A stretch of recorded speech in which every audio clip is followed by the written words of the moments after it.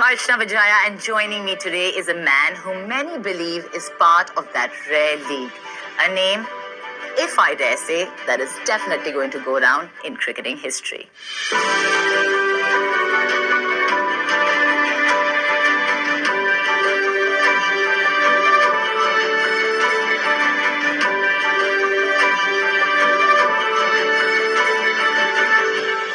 Someone who's faced many odds, displayed unmatched skill, and made some rare choices on and off the field.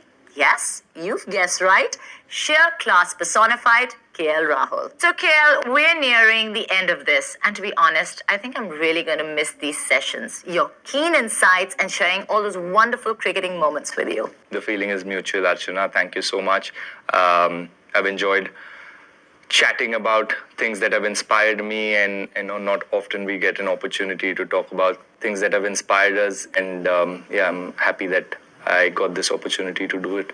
Today I want to talk to you about something that I feel you have in abundance, self-belief. And what better example than to talk about the fastest T20 domestic half-century that you scored.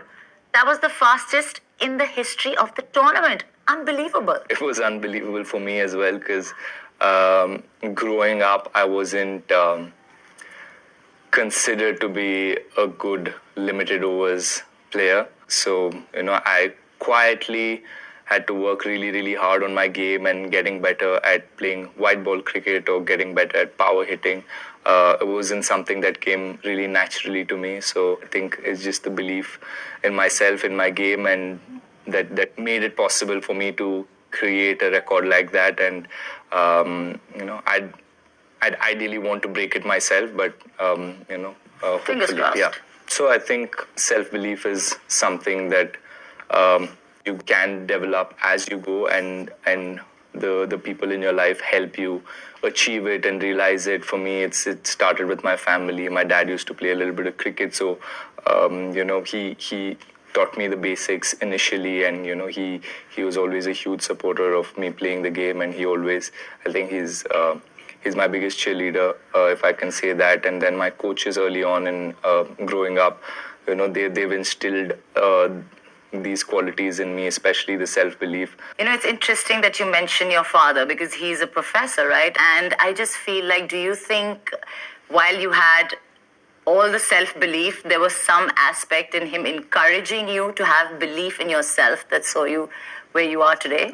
That's something that I've always admired about my parents, is they've let me fly. They haven't ever restricted me from doing anything.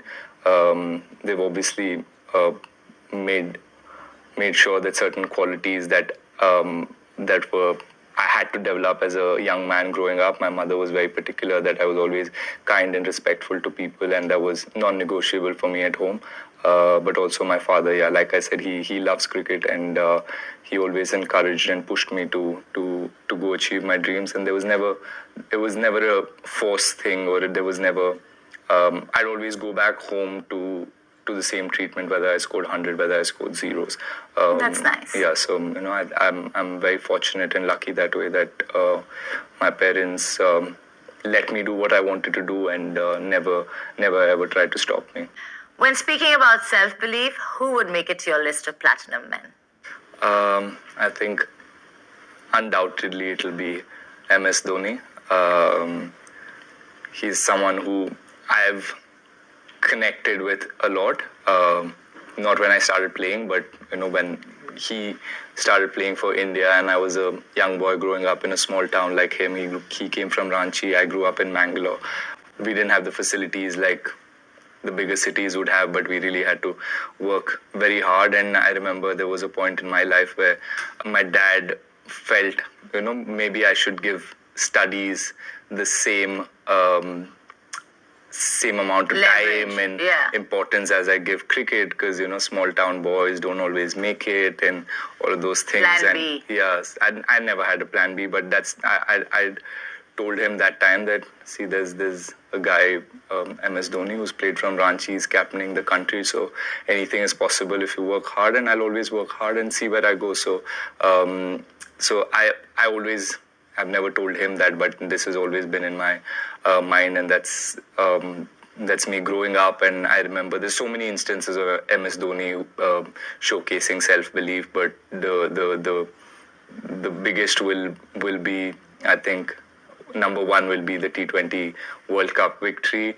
and then I think the 2011 World Cup victory as well. I think that went at a crucial period where the game could have gone either way. So from there, making sure that he stayed calm and composed, which he always is, but also having that belief inside that no matter what condition, no matter what the situation is, he'll always get the team through. So that was one of the most memorable moments in Indian cricket history. So, and he showcased there, and when he started and still playing, he always shows all of us how much self-belief he has in himself. Jersey number 7 is definitely a hallmark of self-belief. It is. I mean, most definitely. And I think another instance of self-belief definitely has to be recently at the Oval. Shardul Thakur definitely showed loads of it. Yeah, I think people who know Shardul closely will always say this, that he's somebody who has immense self-belief. I've seen it personally a lot of times. He's been in situations where without that self-belief or that belief he has in his skill and his talent, without that, I don't think he could have done what he's done, and he's done it.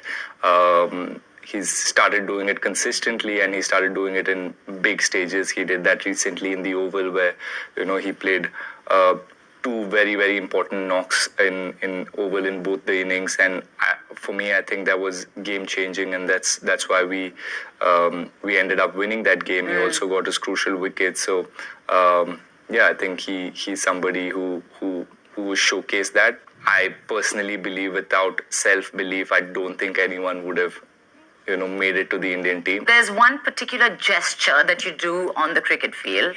I'm not going to do it. I'm going to make you do it. And then I want you to explain to us why you do it.